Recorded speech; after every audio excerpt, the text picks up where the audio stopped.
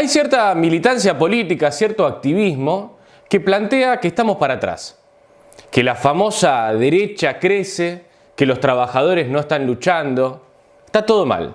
Y los medios de comunicación le hacen el caldo gordo a toda esta serie de planteos. Bueno, en la columna de hoy queremos analizar un poquito a ver qué hay de verdad y qué hay de mentira en esta cuestión. Punto número 1. La imagen de Milei. Viste que los medios de comunicación nos hablan constantemente de las famosas encuestas, que ya de por sí le descreemos bastante a las encuestas, ¿no? Bueno, ahora, durante esta última semana estuvo en boca de varios periodistas una encuesta del grupo Atlas, que es justamente el que anticipó el triunfo de Milei, esta empresa que se dedica a hacer encuestas, que está radicada en Brasil, bueno, bastante mencionada por estos últimos días.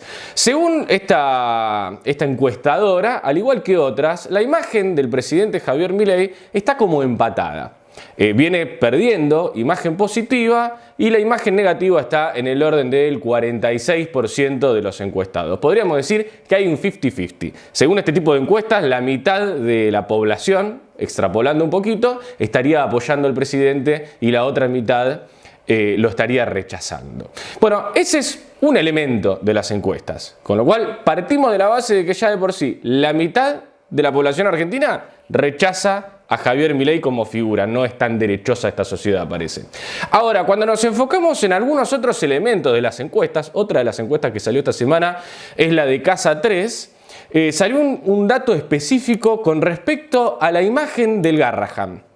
¿A cuál es la percepción de los encuestados respecto justamente al Hospital Garrahan, que se encuentra en un conflicto muy profundo, enfrentado abiertamente en algo que podríamos decir es una lucha bastante política por el salario en contra del gobierno? Bueno, según la encuesta de Casa 3, el 76% de la población apoya al Hospital Garrahan, siendo que dentro de los votantes de las distintas fuerzas políticas, porque la encuesta está dividida de acuerdo a quién votó, a qué candidato o a qué fuerza política en el año 2023. Bueno, los votantes de Javier Milei apoyan al Garrahan en un 64%. O sea que hasta el propio votante de Milei, de ese Milei de noviembre del 2023, apoya a los trabajadores del Garrahan. El mismo informe profundiza en cuáles son las mejores y las peores medidas tomadas por Javier Milei. Bueno,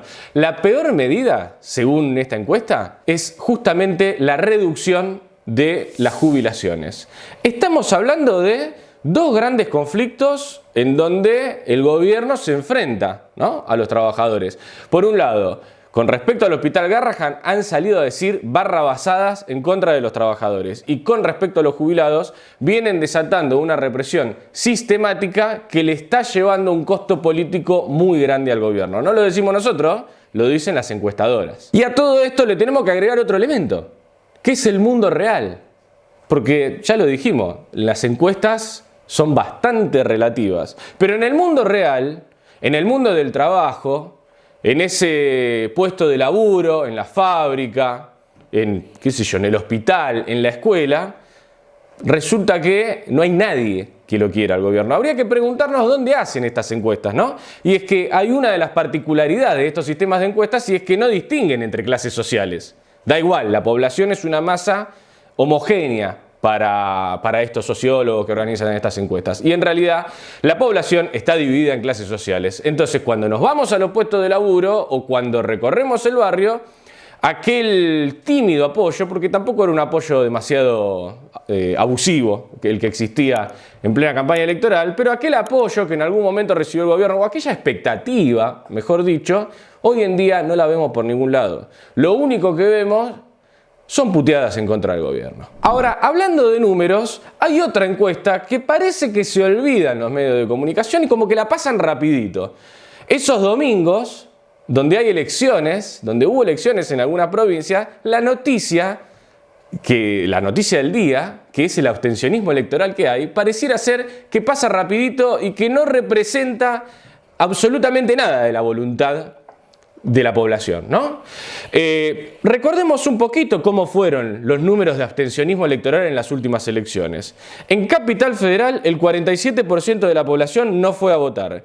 En la provincia del Chaco, el 48%. En Santa Fe, en promedio, fue el 48% el que no asistió a las urnas. En la provincia de Jujuy, el 39%, en la provincia de Salta, el 42% y en la provincia de San Luis, el 40%. Y a todo esto tenemos que agregar que no hay una gran campaña militante por el abstencionismo. No es que la izquierda está militando el abstencionismo electoral, al contrario. La izquierda electoral ve en el abstencionismo un problema porque no logra juntar votos tampoco. Es decir, acá el caudal electoral lo está perdiendo todo el mundo. No hay una gran campaña política por no ir a votar y sin embargo el pueblo trabajador lo que está definiendo es que no le quiere brindar el apoyo a ninguno de los candidatos políticos, incluido el gobierno. Entonces, ¿qué es esto sino un número, una estadística mediante la cual podemos medir directamente el rechazo al gobierno? ¿Es indiferencia, como dicen algunos? No, es una posición política tomada. Pero por si todo esto fuera poco, hay un elemento más que tenemos que tomar en cuenta y que pareciera ser que ese activismo, esa izquierda, ese progresismo se olvidan muy a menudo, que es la cantidad de conflictos que hay. Porque los conflictos son el mejor índice del rechazo que existe hacia las políticas del gobierno y de la burguesía en general. Vamos a mencionar algunos nada más de los que se estuvieron sucediendo durante los últimos días. No nos vamos a remitir a 3 meses para atrás, Tenemos, por ejemplo, en Concepción del Uruguay, un obrero de Granja Tres Arroyos se encadenó en la municipalidad reclamando que le paguen la indemnización. ¿Vos podés creer que a los 50 despedidos de Granja Tres Arroyos, despedidos por una traición del sindicato, porque hubo una pueblada para defenderlos, pero el sindicato traicionó y transó con la empresa, bueno, a esos 50 despedidos no les pagaron la indemnización, hermano? ¿Vos podés creer? Bueno, este compañero se encadenó reclamando el pago de su indemnización y denunciando al sindicato. Ahora me encadené en la municipalidad, pero si no me dan pelota me voy a encadenar en la puerta de la casa de los políticos, de todo, de los sindicatos, de todo me voy a encadenar. Los obreros de Georgalos también están en conflicto.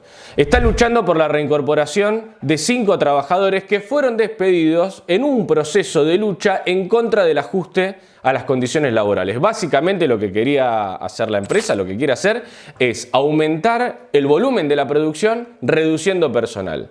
¿Te suena? Porque eso es algo que está pasando en muchísimas fábricas en nuestro país. A todo esto le tenemos que agregar el conflicto de los trabajadores de SECO, empresa energética que despidió a todo el equipo que se encargaba de resolver las emergencias eléctricas. O sea, se te corta la luz y si no te la restablecen es porque justamente faltan trabajadores. Le tenemos que agregar el conflicto en Molinos Río de la Plata, en donde los obreros de la planta de Esteban Echeverría rechazaron en asamblea, en los 3 turnos hicieron asamblea y rechazaron una reducción salarial que planteó la empresa bajo el chantaje de detener los despidos a cambio de reducción salarial, un chantaje que se viene repitiendo en varios lugares. Por ejemplo, en FATE, el Sunda chantajeó con lo mismo a los trabajadores en otro momento. A esto le podemos agregar también la lucha que están dando por estos momentos los trabajadores de Petroquímica Río Tercero, en donde están enfrentando 124 despidos supuestamente por la crisis de la industria nacional. La realidad es que lo que producen ahí son compuestos de poliuretano, producen TDI, que es un insumo para la fabricación de autopartes, por ejemplo, y de colchones.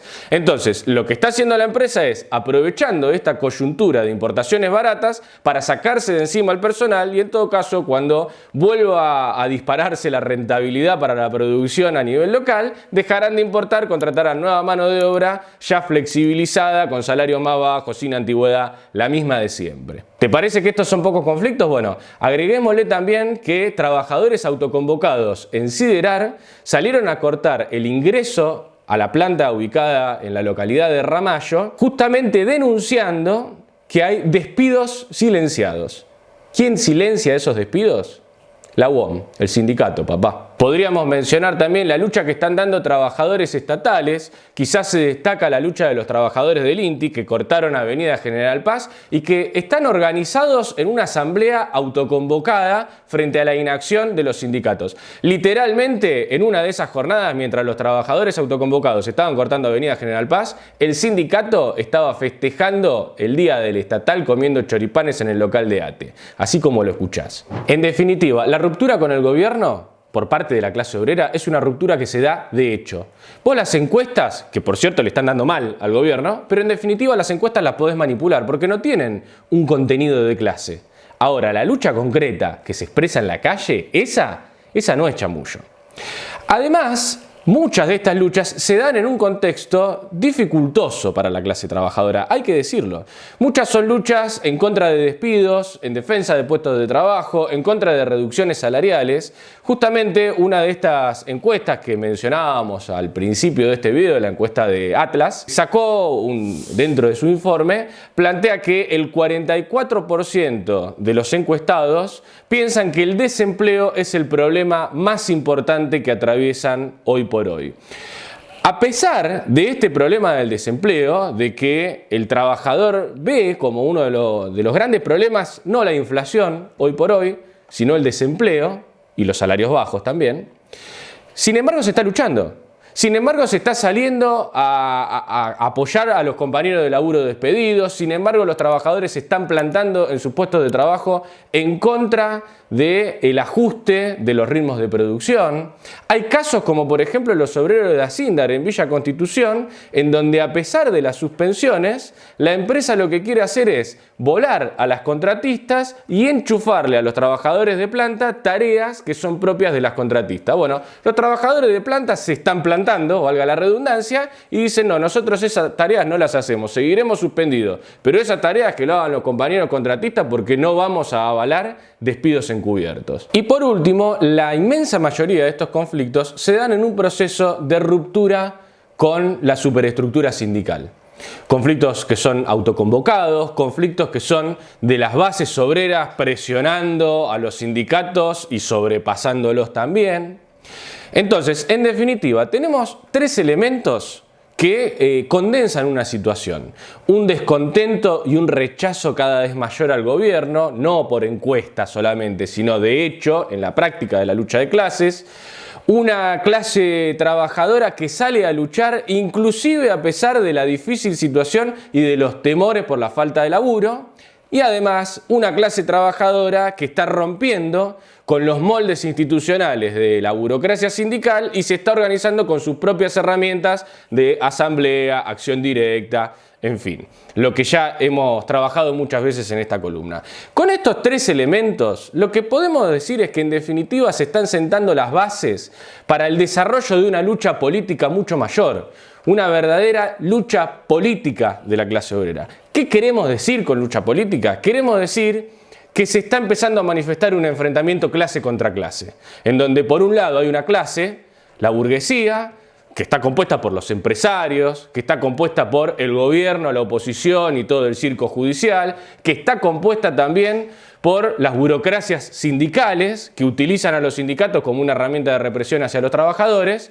Bueno, toda esa cosa responde a los intereses de una clase social y del otro lado estamos los trabajadores, del otro lado estamos la clase obrera. Bueno, se empiezan a sentar las bases para que esta lucha entre estas dos clases sociales se manifieste de manera abierta. Los trabajadores, ¿por qué estamos peleando? Por romper con toda esta política que unifica al gobierno y a los empresarios, y además estamos peleando por organizarnos con nuestras propias metodologías, con nuestra propia democracia, con la democracia obrera, con la democracia directa.